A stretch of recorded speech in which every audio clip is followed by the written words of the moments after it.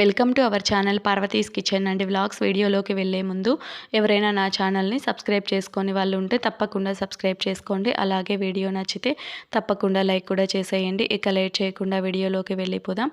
ఈరోజు నేను మునక్కాయ కర్రీని ఎలా చేయాలో చూపించబోతున్నాను. వేసవిలో మనకి మసాలా కూరలు ఎక్కువగా తినాలనిపిస్తూ ఉండదు కదా, అంతగా ఇష్టపడుతూ ఉండం కదా. ఇలా మసాలాలు ఏమీ వాడకుండా చాలా సింపుల్గా చేసేసుకోవచ్చు అనమాట. టేస్ట్ కూడా చాలా బాగుంటుంది. ఎలా చేయాలో చూసేద్దాం. ముందుగా ఒక నిమ్మకాయ సైజ్ అంత చింతపండు తీసేసుకొని నీట్గా వాష్ చేసేసి నానబెట్టి చింతగుజ్జు తీసి పెట్టేసుకోండి. తర్వాత ఇక్కడ 2 పెద్ద ఉల్లిపాయలు, 2 పెద్ద టమాటాలు కట్ చేసేసి పెట్టేసుకోవాలి. అలాగే కారంకి తగ్గట్టు ఎండుమిరపకాయలు కూడా తీసుకోవాలి. ఓన్లీ ఎండుమిరపకాయల పేస్ట్ సపరేట్గా చేసేసుకోండి. లేదు అంటే ఇలా 3 కలిపి అయినా చేసేసుకోండి. ఎండుమిరపకాయలు నీట్గా వాష్ చేసేసి కొంచెం వాటర్ వేసి పేస్ట్ చేసి పెట్టుకోండి సపరేట్గా. నేనైతే ఇక్కడ 3 కలిపి వేసుకుంటున్నాను. మీకు ఎలా నచ్చితే అలా చేసుకోండి అనమాట. ఎలా అయినా చేసుకోవచ్చు. తర్వాత నేనైతే మూడింటిని కలిపి ఇలా పేస్ట్లా చేసి పెట్టేశాను. తర్వాత స్టవ్ వెలిగించేసి ఒక కడాయి పెట్టేసి అందులో ఆయిల్ వేసేసి హీట్ అయిన తర్వాత ఆవాలు జీలకర్ర వేయాలి. ఇవి ఒక ఎండుమిరపకాయ కూడా గిల్లి వేసేసాను. ఇవి చిటపటలాడిన తర్వాత ఇందులోకి ఉల్లిపాయ ముక్కలు అలాగే పచ్చిమిర్చి చీలికలు కూడా వేసేసుకోవాలి. 2 ఉల్లిపాయలు, ఇక్కడ కూడా 2 ఉల్లిపాయలు వేసేసుకున్నాను. అక్కడ గ్రేవీ కోసం 2 ఉల్లిపాయలు మిక్సీలో వేసుకున్నాను. చూసారు కదా, ఇలా వేసేసిన తర్వాత కొంచెం కరివేపాకు కూడా వాష్ చేసేసి వేసేసుకోండి సరిపోతుంది. మీరు కావాలనుకుంటే ఉల్లిపాయ టమాటాలతో పాటు కూడా ఎక్కువగా కరివేపాకు తినాలనుకుంటే అందులో కొంచెం కరివేపాకు కూడా యాడ్ చేసుకోండి సరిపోతుంది, కొంచెం ఎక్కువగా కావాలి అనుకుంటే. తర్వాత ఇవి వేగిన తర్వాత కొంచెం అల్లం వెల్లుల్లి పేస్ట్ కూడా వేసేసాను. ఫ్రెష్గా చేసుకున్నదైతే టేస్ట్ చాలా బాగుంటుంది. అల్లం వెల్లుల్లి పేస్ట్ వేగిన తర్వాత ఇందులోకి నీట్గా వాష్ చేసి పెట్టుకున్న మునక్కాయ ముక్కల్ని కూడా వేసేసాను. వేసేసి ఈ ముక్కలకి పోపు పట్టేలా ఇలా బాగా కలుపుకోవాలి.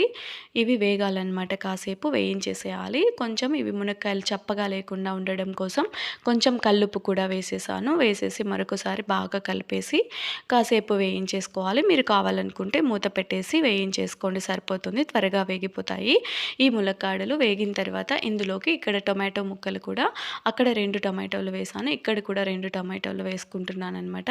ఇలా మరీ చిన్న పీసెస్లా కాకుండా ఇలా కొంచెం మీడియం సైజులో కట్ చేసి పెట్టేసుకుంటే సరిపోతుంది.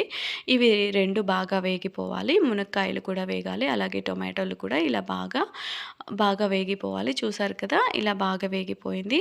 తర్వాత ఇందులోకి మనం ఇందాక చేసి పెట్టుకున్నాం కదా ఉల్లిపాయ, టమాటో, ఎండుమిరపకాయలు, మీరు చెప్పాను కదా కరివేపాకు కూడా కావాలనుకుంటే ఎక్కువ యాడ్ చేసుకోండి సరిపోతుంది. అలాగే కొంచెం జీలకర్ర పొడి అలాగే పసుపు కూడా వేసేసాను. వేరే పౌడర్స్ ఏమీ అవసరం లేదనమాట. జీలకర్ర పొడి ఒక్కటి వేసుకుంటే సరిపోతుంది. ఇలా వేసేసి ఒకసారి బాగా కలుపుకొని వేయించేసుకోవాలి. పచ్చివాసన పోయే వరకు బాగా వేయించేసేయాలి. టొమాటో అలాగే ఉల్లిపాయ ముక్కలు పచ్చి వేసాం కదా, బాగా వేగిపోవాలన్నమాట. ఇలా వేగిన తర్వాత ఇలా గట్టి పడుతుంది, ఆయిల్ పైకి వచ్చే వరకు వేగనివ్వాలి. ఇలా ఒకసారి కలుపుకుంటూ వేయించుకోండి అడుగు పట్టకుండా. తర్వాత ఇందులోకి మనం ఇందాక స్టార్టింగ్లో చెప్పాను కదా చింతపండు నానబెట్టి పెట్టుకోవాలి అని, అందులో నుంచి చింతగుజ్జుని ఇందులోకి వేసేసుకోవాలి. కొంచెము అంటే మీరు తినే పులుపుని బట్టి యాడ్ చేసేసుకోండి. ఒకటేసారి వేయకుండా కొంచెం చూసుకొని యాడ్ చేసుకుంటే సరిపోతుంది. మీరు కొంచెం తక్కువ పులుపు తినే వాళ్ళు ఉంటారు కదా, అలాగే కొంచెం ఎక్కువ పులుపు తినే వాళ్ళు ఉంటారు కదా, వాళ్ళ తినేదాన్ని బట్టి చింత పులుపు వేసేసుకోవాలన్నమాట. వేసేసుకున్నాక ఇందులోకి తగినన్ని వాటర్ యాడ్ చేసేసుకోవాలి. వాటరు కొంచెం ఇవి మునక్కాయలు కాసేపు ఉడకాలి కదా ఈ మసాలాలో. ఇలా బాగా ఉడికితే బాగా ఫ్లేవర్ పట్టాలి కదా, కాసేపు బాగా ఉడకనివ్వాలి. చూసారు కదా, ఇలా ఒకసారి వాటర్ వేసిన తర్వాత ఇలా ఒకసారి బాగా కలిపేసి మూత పెట్టేసి ఉడికించేసుకుంటే సరిపోతుంది, త్వరగా ఉడికిపోతుంది. ఇలా ఉడికించేసుకోవాలి. మూత పెట్టేస్తున్నాను ఇక్కడ. మూత పెట్టేసి కాసేపు ఉడకనివ్వండి. మునక్కాయ ఉడికే వరకు ఉడకనివ్వాలి. మనము వేయించేటప్పుడే ఒక 70% అలా వేయించేసుకోండి సరిపోతుంది. టేస్ట్ బాగుంటుందన్నమాట. మునక్కాయ కూడా బాగా వేయించడం వల్ల టేస్ట్ కూడా చాలా బాగుంటుంది. ఇలా ఉడికిపోయిన తర్వాత ఇలా దగ్గర పడిన తర్వాత కొంచెం కసూరి మేతి కూడా యాడ్ చేసేసాను. కొంచెం వేసేసుకోండి, మీరు కావాలనుకుంటే స్కిప్ చేసేయచ్చు. కొంచెం కొత్తిమీర ఉంటే కొత్తిమీర కూడా యాడ్ చేసేసుకోండి సరిపోతుంది. ఒకసారి మునక్కాయ ఉడికిందో లేదో ఒకసారి చెక్ చేసేసుకోవాలి. చూసారు కదా, ఇలా ప్రెస్ చేస్తే మెత్తగా ఉంటుందన్నమాట. అలా అయితే ఉడికిపోయినట్టే. మీకు ఇంకా పలుచగా కావాలి అనుకుంటే, లేదు మునక్కాయ ఇంకా ఉడకలేదు అనుకుంటే కొంచెం వాటర్ యాడ్ చేసేసుకొని ఉడికించేసుకుంటే సరిపోతుంది. ఇలా దగ్గర పడే వరకు ఉడికించి స్టవ్ ఆఫ్ చేసేసేయాలి అంతే. చూసారు కదా మునక్కాయ కర్రీ చేయడం ఎంత ఈజీనో. అలాగే ఏ మసాలాలు వాడకుండా ఇలా సింపుల్గా చేసేసుకోవచ్చు.